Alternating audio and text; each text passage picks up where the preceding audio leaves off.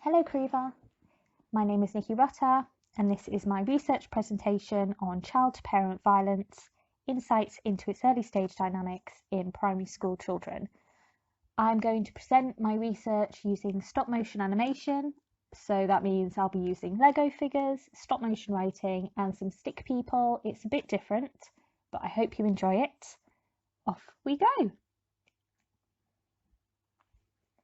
The field of child-to-parent violence is considered the most under-researched form of family violence. However, since 2014 and the release of work by Rachel Condry at Oxford into adolescent-to-parent violence abuse, there has been spiked interest in research, in frontline practice, and also in the press. So some of the challenges in child-to-parent violence research is its lack of definition. There are more than 30 terms and acronyms used to describe it.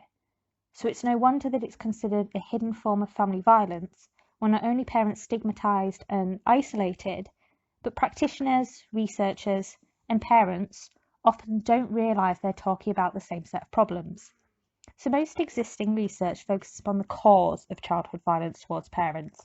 To try to understand why children become violent, the literature is absolutely full of socio-ecological models and psychological frameworks, which problematise parents or pathologise children. So whilst there has been a push towards integrating child-to-parent violence into the domestic abuse discourse, there are challenges, as it does not fit with our existing understandings of childhood.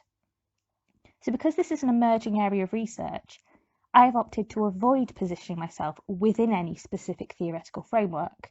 The children who use violent strategies, particularly very young children, don't fit existing conceptualisations of children where children are passive, nor do they fit existing frameworks of domestic abuse and models of power and control.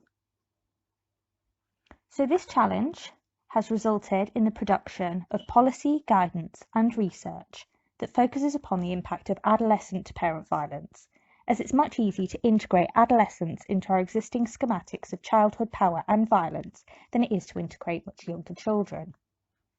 So some researchers argue that pre-adolescent children should not be included in the child-to-parent violence literature at all because of debate around whether intent is possible in this age group.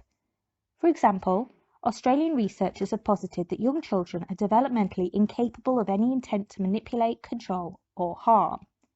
Despite this, there are some real challenges in definitions of abuse generally within domestic abuse. So whether it matters if there's an intent to harm or whether a pattern of harm is enough is contentious. So despite some of these arguments, child-to-parent violence research often includes the parents of children aged from 3 years old up to 24 who are using violent strategies within the home, with many studies identifying that parents report adolescent-to-parent violence to services, but these behaviours were first initiated at a much younger age, sometimes as young as 2 to 4.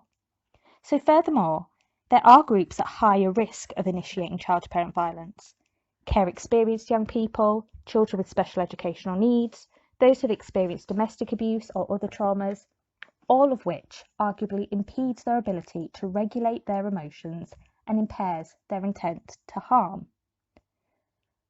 So my objectives in this research are to emphasise the appropriateness of including primary age children into the wider child-to-parent violence discourse, integrating the knowledge of experts, parents and children through an iterative process, to develop good practice guidance for working with young children who present as violent and/or abusive towards their caregivers.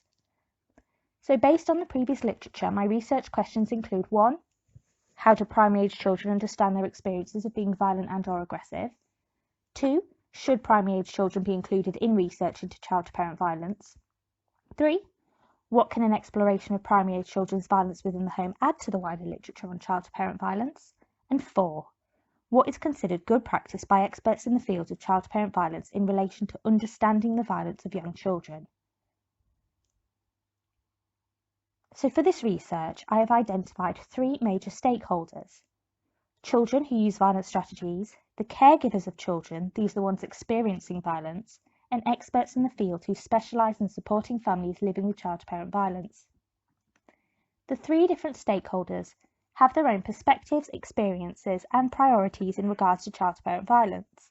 As such, I've given them all their own individual methods, and through an iterative process, Rather than being framed within specific theories, concepts, or ideas, I will reflect on them as the process goes round. So as this research is using participatory paradigms, each phase will inform the next phase. So say I start with children. Using the constant comparative method of analysis, I will then use the work that's generated with the children initially to direct sampling through theoretical sampling, through concepts or ideas that I read up on. To start with, the work with the children will result in a mind map. I'll generate a mind map of themes that emerge through the work with the children, and then share this with parents and caregivers that are recruited.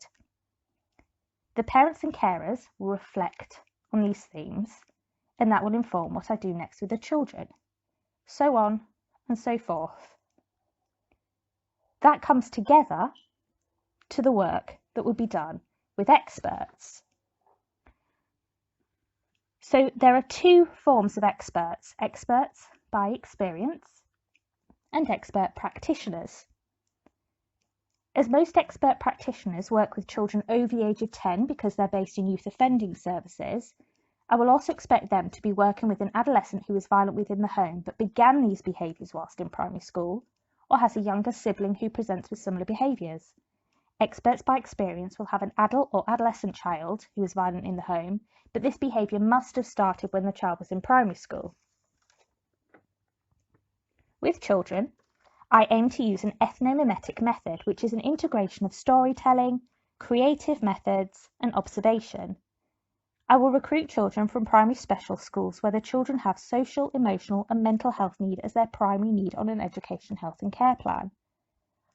All children will have the opportunity to participate in weekly arts-based workshops at the school for an academic year. Some of these children will be identified by staff as initiating violence within the home, and with informed consent from child and caregiver, I will use reflections, memoing, and photographs of the work they produce as data generated to be included in the research. I have, however, recognised that this volunteering placement may break down due to the coronavirus. As such, I have created a list of potential backups to be able to work with the children remotely. Parents who are recruited to the research cannot take part if their child is already participating, so family members won't be able to participate together or be recruited together for safeguarding reasons.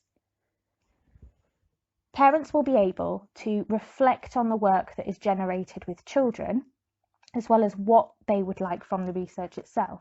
These reflections can be taken in any way that the parent is most comfortable with, so diaries, video diaries, journaling, poetry, music. My analysis allows for the integration of lots of methods. So the questions that will emerge through the work with the children and the caregivers will inform the first questionnaire as part of the Delphi approach with experts. These questions will attempt to develop a consensus of how practitioners are expected to perceive, understand, and work with families living with child-to-parent violence when they're at the front line. So underpinned by Gleisserian grounded theory, the data generated by parents, children, and experts, analysed using the constant comparative method of analysis, will build understanding of primary age children initiating child-to-parent violence and where, or even if, this sits on the frameworks of domestic abuse and child development. I hope that this work will provide guidance to frontline practitioners to support primary age children using violence strategies in the home, and will empower parents living with this under-researched problem. So that's the end of my presentation. Thank you all so much for watching and for listening. I really look forward to your comments, feedback, and questions. Thank you again.